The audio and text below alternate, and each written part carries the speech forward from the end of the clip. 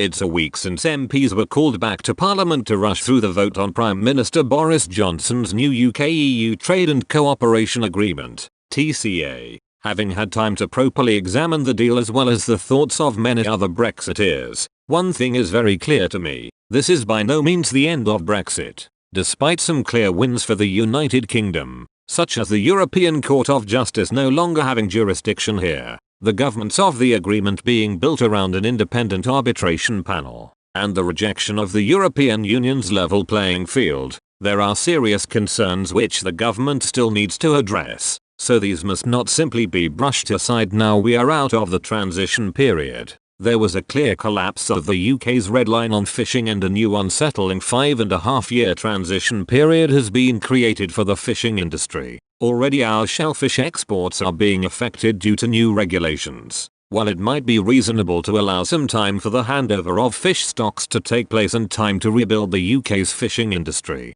the most concerning part of this section of the deal is the subsequent renegotiation which will happen at the end of this new transition period. The new TCA in Heading 5, Article 9 of the deal explicitly sets out the EU's right to implement compensatory tariffs on UK goods, and in certain circumstances, the EU can actually cancel the trade deal entirely if the UK does not give the EU access to our waters at the end of the transition. All along we at Get Britain Out, and other Brexiteers, have said negotiations on fishing quotas and access should have had nothing to do with this trade agreement. Yet this is the situation which we have ended up with, as Theresa May's former government allowed the EU to set the agenda for the negotiations back in 2017. No doubt at the end of this new EU-led fishing transition period, the EU will once again try to blackmail the UK to give up control of our waters in return for some market access. While we will have the sovereign right to make this decision, especially if the current government is still in place,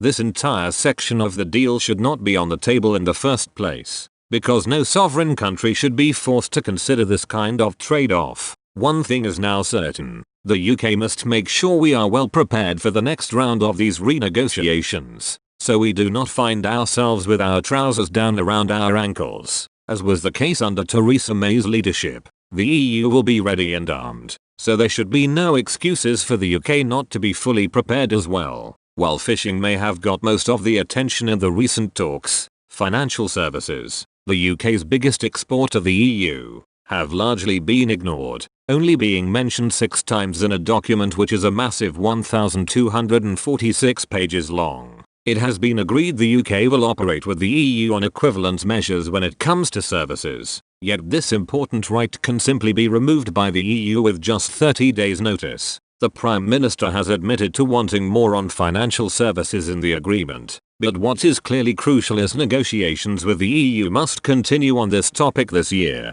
But at the time of writing, as usual, no details are being given by the government. This means businesses will continue to be left in the dark, and there is still the potential for a bad deal with the EU on financial services, again allowing the long arm of the European Court of Justice, ECJ, to reach into the UK, especially as the ECJ already has a strong foothold within Northern Ireland. The Governor of the Bank of England, Andrew Bailey, has now come out saying the UK must avoid being a rule taker in the years to come, advocating for our independence from the EU and keeping vigilant of attempts by the EU to tie down the City of London. When even the Governor of the Bank of England has come out to warn of possible threats around the corner, you know this argument is not finished. While these concerns are on the surface at the moment, it is undoubtedly clear the devil will be in the detail. Some of the greatest threats to the UK still remain, and the huge swathes of bureaucracy created by this vast agreement. Included within this deal are the creation of 19 subcommittees, each with a membership made up of government ministers from the UK as well as the EU.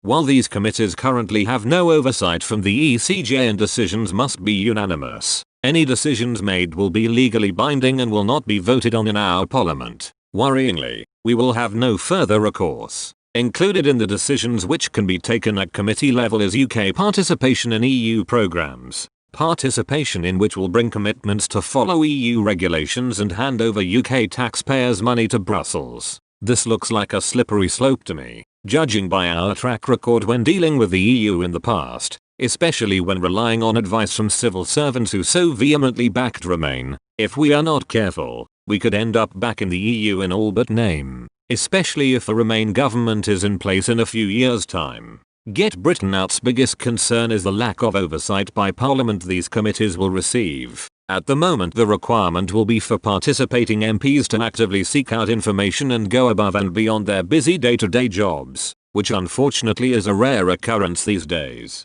For too long we have delegated responsibility to Brussels, and I am not sure many of our current MPs are ready, or perhaps experienced enough to pick up the slack. These points are just the start of the hidden dangers in the new UK-EU trade and cooperation agreement, and there will be more risks yet to emerge as both sides begin to interpret and implement the legal text. However, with renegotiations on the horizon in a matter of years, it is crystal clear that despite the Prime Minister's successes, vigilance from Brexiteers is still needed. There has already been an unofficial launch of a campaign to rejoin the EU by Remainers, and while I have every faith in the majority of the great British public to ignore the delusions of people like Tony Blair and Alastair Campbell, this is not a faith I also have in the establishment, especially after most of the Leave campaigns have disbanded. If a Remainer takes over power in number 10 at the next general election in 4 years' time, then we could be in the middle of a very different scenario with the potential to lose all we have fought for over the last few decades. This new agreement,